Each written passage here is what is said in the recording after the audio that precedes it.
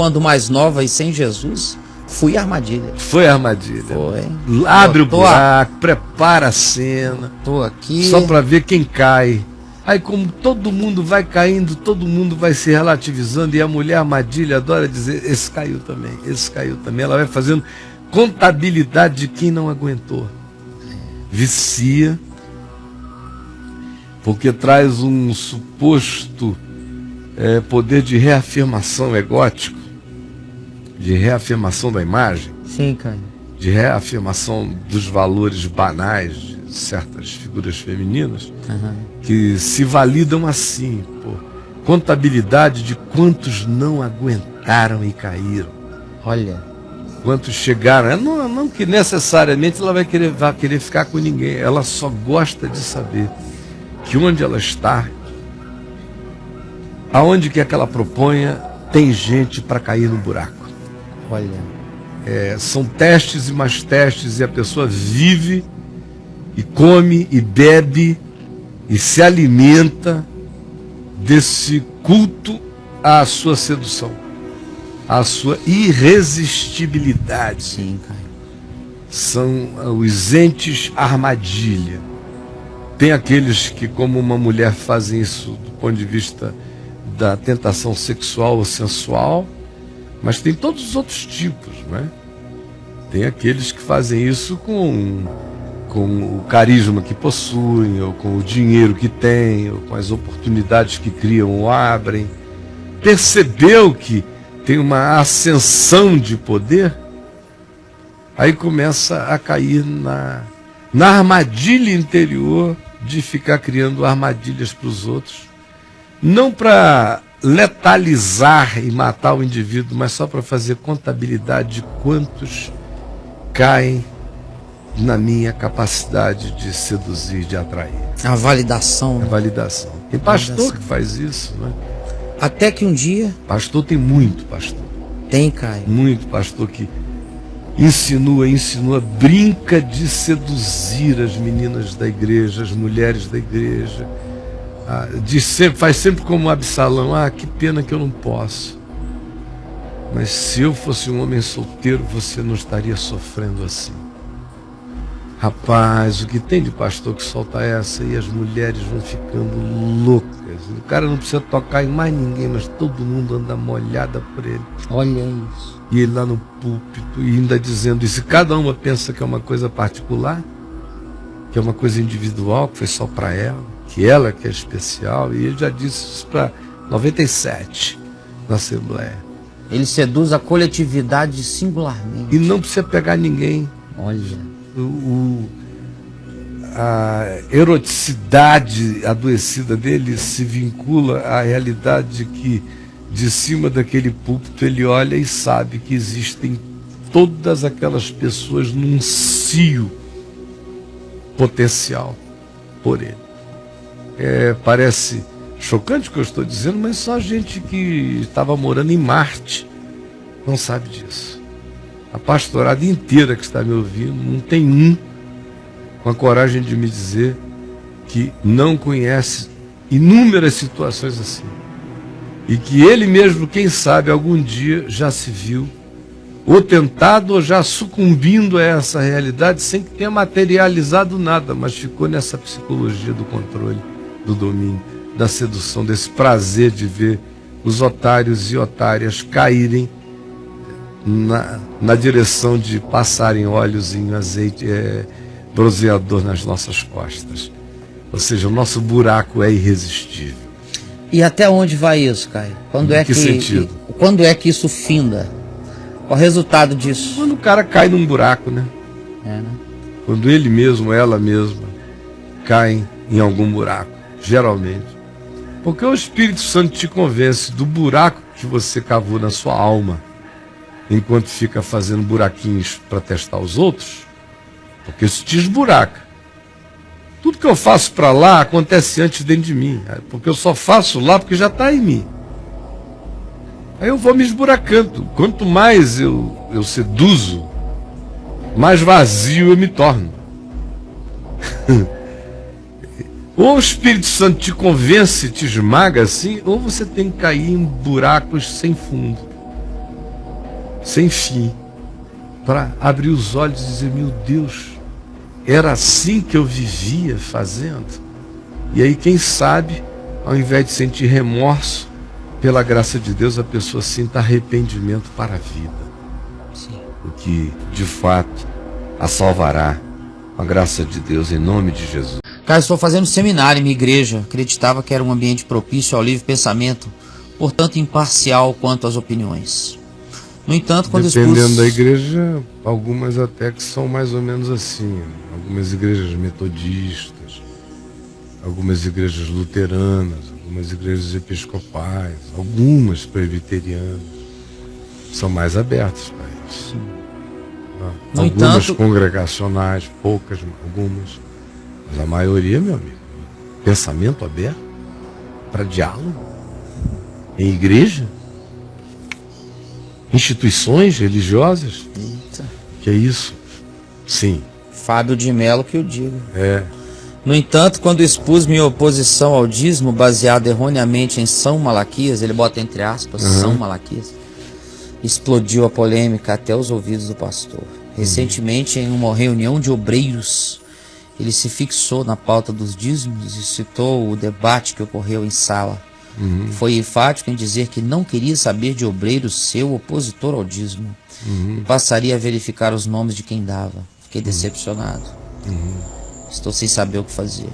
Não adianta eu conversar com ele, pois já sei sua posição. O que me choca é o fato de um debate e um curso se tornar uma fofoca. Senti-me em um país comunista cujas opiniões contrárias são rastreadas. Tenho vontade de jogar tudo pro alto, Caio. Não há mais pessoas honradas. Não é que a questão não é nem essa, não tem evangelho, né? Não há confiança, não há segurança. Porque quando há evangelho, você lida com o diferente, com o diverso, com o que pensa de outro modo, com tranquilidade.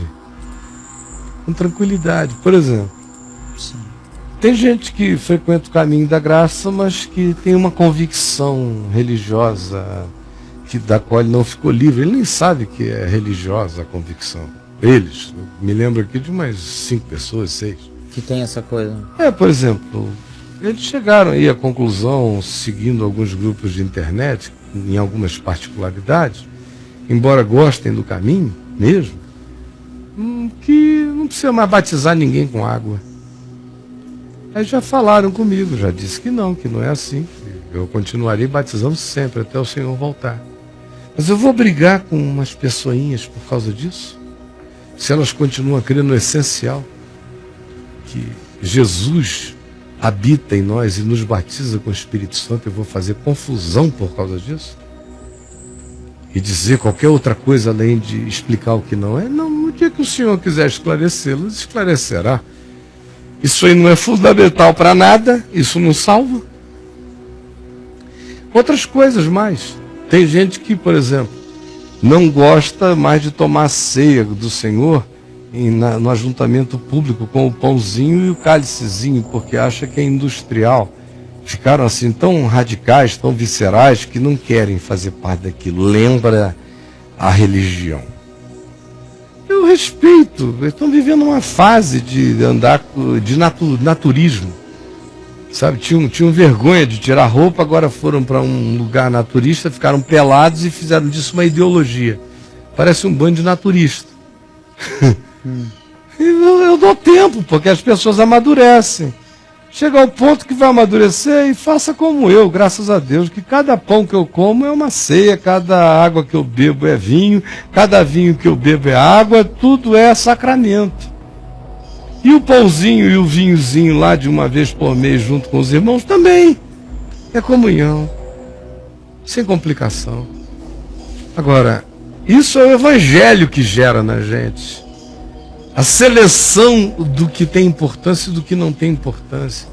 Então, no essencial, eu sou intransigente. No essencial, eu sou intransigente. O que é essencial? É Cristo, é a cruz, é o evangelho, é a palavra. Aí você me vê bater mesmo. Relativizou o essencial, vai apanhar, meu irmão. Agora, as coisas periféricas, são tratadas com importâncias relativas, elas não fazem parte da essência.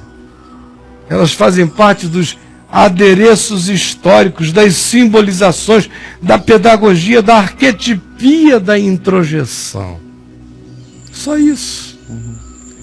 Por essas coisas eu nunca briguei, nem brigarei jamais. Como não brigarei por nenhuma fórmula doutrinária acerca de quem é Deus. Se o cara disser que Deus é amor, para mim está resolvido. Se ele disser que Deus estava em Cristo, para mim está acabado. Não tem mais o que conversar a respeito. Está resolvido. Sobre a anatomia do Pai, do Filho e do Espírito Santo, Deus me livre. Então, diálogo só quando há evangelho, quando só há religiosidade e religião, meu Deus, eles foram até brandos. Para esse pastor aqui, o dízimo é essencial. Faz parte da essência da fé. Você veja o nível da perversão. Um lugar onde dízimo e dinheiro fazem parte da essência da fé, se transformou na casa de Mamon. E o povo nem percebe. Caio, sim, querido. Já que você abriu aí. Pois não, claro. Caio, desculpe minha ignorância, mas então o batizado pelas águas, a imersão, não é essencial? Não. Não é, nunca foi. Isso aí. Nunca foi. Aquele homem que morreu ao lado de Jesus na cruz foi batizado com que? Anunciando a morte real em Cristo. Jesus batizou ele ali. Hã? Nem uma cuspida pro lado assim. Sabe? Jesus aqui, ó. Filho, desculpa. Em nome do Pai, em meu nome e do Espírito Santo. Não posso sacudir a mão assim porque eu estou pregado. Morra salvo. Palhaçada, né, gente? Eu sou salvo é pelo Espírito Santo, que me batiza. Batismo com água é uma simbolização consequente quando dá. Quando não dá, o cara está salvo já. Então, todo mundo que pode, batize-se. Quem não puder, não ache que perdeu nada. Eu, quando batizo, eu pratico um testemunho para fora e pratico uma introjeção de testemunho para dentro, para mim. Não é para Deus, não. Para Deus, eu já estou batizado em Cristo. Quando Cristo morreu, eu fui batizado com Ele na sua morte. Quando Ele ressuscitou, eu ressuscitei com Ele na sua morte. Eu estou batizado em Cristo. Os outros batismos são testemunhos públicos e introjeções pedagógicas úteis à psicologia da minha continuidade histórica. Mas não tem a ver com a minha salvação. Entendam isso para sempre. E aí? Caio, eu me tornei filho de Nazaré com relação à igreja. Mas a igreja é Nazaré, né? Ou ele está dizendo que ele não crê mais na igreja? Ela está dizendo isso. Não está perdendo nada. Jesus não disse: creiais na igreja para que tenhais a vida eterna. Não está falando isso. Nada. Daí. Ela conta. Se o cara dizer: olha, eu não creio em Nazaré. Sabe, Caio? Será que eu vou para o céu? Eu não creio em Nazaré.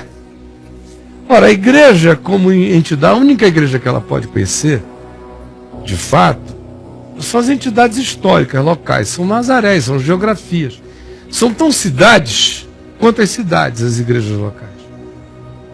As igrejas de hoje têm igrejas tão grandes que nos dias de Jesus a existência de uma comunidade daquele tamanho, com um prédio daquele tamanho, já era algo maior do que a igreja de Jerusalém inteira, do que a cidade de Jerusalém, nos dias de Jesus, que só tinha 30 mil habitantes. Tem igreja aqui que tem em Cuiabá com 100 mil habitantes em volta da igreja. Tem igreja nos Estados Unidos, como a Willow Creek, que tem shoppings e não sei tudo mais dentro da igreja. E é uma propriedade tão enorme, quase um lago norte de propriedade da igreja, com tudo que você quiser de serviços lá dentro, que os crentes não precisam sair daquela península para lugar nenhum. Que isso, cara? Eu já estive muito lá, já participei de coisas lá, já preguei lá, já fui muito hospedado por gente de lá, eu conheço aquele negócio. É um Pleasant View, aliena mesmo. E aliena, e é alienante. Meu Deus. Agora alguém chegar, aquilo ali é uma Nazaré, uma cidade mesmo. Não estou nem falando da espiritualidade, eu estou falando só do acontecimento geográfico, social e econômico. Todas as igrejas de placa, de prédio, de geografia são Nazarés. Geram a mesma intimidade. O cara acha que conhece Abraão, Isaac, Jacó, da escola dominical. Tá com a manha. É Davi, é o Velho Testamento, genealogia, sabe das doutrinas, é tudo filho de Nazaré. Só que daí, Nazaré não salva. Nazaré é circunstancial. Fiquei um tempo em Nazaré, cresci em Nazaré, fui adolescente em Nazaré. Quando eu cheguei a ser adulto, eu desisti das coisas de Nazaré. Mudei para Cafarnaum, fiquei visitando cidade em cidade, pregando o evangelho e voltava a Nazaré. Às vezes levava um susto toda vez que eu ia em Nazaré, dizia, meu Deus, Nazaré não muda. Nazaré não se converte nunca, que coisa. Mas Nazaré existe. Mas daí? Nazaré não salva. E aí? Outro dia uma missionária veio me dizer que teve um sonho comigo. Ela sonhou que eu... A mesma pessoa? Ela conta esse caso. Por que ela tá assim... A Nazarena. Nazarena calada. Né? É. Ela sonhou que eu estava na frutaria, comprava um tomate muito maduro e vermelhinho. Então ela veio me contar e pedir para me dizer o que significava isso. Eu não aguentei, Caio. Acabei sorrindo sutilmente. Né? Então eu disse a ela que eu não cria nisso e não tinha interpretação para o sonho dela. Aí ela resolveu ir em outra missionária, a qual decifrou o sonho, sabe, Caio? Não, ela não acreditava, mas assim mesmo foi procurar interpretação? Não, ela disse para a missionária, aí a missionária foi em outra. Foi em outra. Tá, porque se fosse a nossa amiga, ia como, minha querida. Não, ela não acreditou, aí a missionária que sonhou foi em outra missionária. Foi outra, começava com fruto e terminava com tomate. Isso, aí disse que era alguma luta que eu iria passar, pois o tomate muito maduro estava perto de apodrecer. Isso era muito ruim. Caio, ela me contou e eu fiquei cheio de compaixão. Que abacaxi, hein? É um pepino, né? É um pepino, cara. Que picles. Ai. Meu Deus, que picles. Meu Deus do céu, vou ver quem que segurou essa batata. Que giló. Ela me contou e eu fiquei cheio de compaixão dela, sabe, Caio? Com muita pena dela não conhecer. Isso era... Ela não conheceu o evangelho e se apegar nesse paganismo. Mas, Caio, me diz aí o que a Bíblia diz com relação a isso. Eu não acredito nesse lance de sonhos, interpretações. Eu estou lendo a Bíblia agora, começando pelo Novo Testamento. Isso. E até o momento não encontrei nada disso. Estou pecando em não crer nisso. Não, querido. Deus realmente fala por sonhos. Fala, mas não é assim a granel. E nesses sonhos de profetisa evangélica, que antes de contar a gente só sabe como é tudo. Olha, é uma variação de 15 temas, minha amiga. De 15 temas e não passa disso. Esses aí a gente já discerne de longe que quando não é fajutice, é só mente nervosa, impressionável. É só às vezes uma vontade enorme de ajudar o outro, não sabe. Aí fica pedindo antes de dormir, meu Deus, me dá uma palavra tua. E a pessoa, o que quer que sonhe à noite é para você, no dia seguinte. E para ela, às vezes, era só o fato de que ela está precisando é comer mais tomate. Às vezes é o organismo que está pedindo ela para comer tomate, ela pensa que é para você. Tomate faz muito bem para quem está com tendência a câncer, de outras coisas mais. Ou seja, pare com isso, lê a palavra. Você vai entender quando o sonho é sério e quando é brincadeira. Mas não fique impressionada com palavras de Deus através de ninguém para você, porque você tem a palavra de Deus direta a você em Cristo. Leia o Evangelho, Deus vai falar com você. Você vai aprender a voz de Deus ouvindo o ensino de Jesus. Deus é igualzinho o Filho dele revelado a nós. A vontade dele está explicitada. Absorva aquilo como mente de Cristo e ande desimpressionado. Tá bom, querido? Braulio, tem alguma coisa a mais? Não, Caio, fiquei prestando atenção em você aqui. Mas eu posso pegar alguma coisa Depende, porque senão eu vou adiante. Só que se eu for adiante, eu vou, né? Ah, segura mais uma. Deixa eu pegar uma aqui que eu vi o comecinho da pergunta aqui. Vamos ver. Se eu for adiante, eu vou e não tem mais Caio, volta. eu gostaria de saber como ficar frequentando um lugar religioso, sendo que nós não ouvimos quase nada do que você ensina. E pior, só ensinam doutrina de fé. E nenhuma sondagem no próprio espírito. Não sei, pois não é necessário ter irmãos na fé. Não entendi direito. Como é Porque que a gente ele faz? não pontuou, tá? No final, aqui ele escreveu tudo de carreirinha. Caio, eu gostaria de saber como ficar frequentando um lugar religioso, sendo que nós não ouvimos quase nada do que você ensina. E pior, só ensinam doutrina de fé. E nenhuma sondagem no próprio espírito. Não sei, pois não é necessário ter irmãos na fé, Caio? É. Isso. Agora, tem que ser dentro de um gueto que ensina tudo errado? Ele que me responde. Irmãos na fé são saudabilíssimos. Agora, tem que ser dentro de um gueto. O gueto é ungido, o gueto virou dogma, o gueto virou salvação, o gueto virou reduto indicado por Deus, fora de cujo bunker a alma se perde. A comunhão tem que ser nesse espírito da desinstrução, do desevangelho, do engano. Ele me responde. Ele me responde. Quem sabe escrever, com pontuação, sem pontuação, tem mente suficiente para responder. Sim, claro. Logicamente, do seu coração, as perguntas que eu acabei de fazer. Me responda você.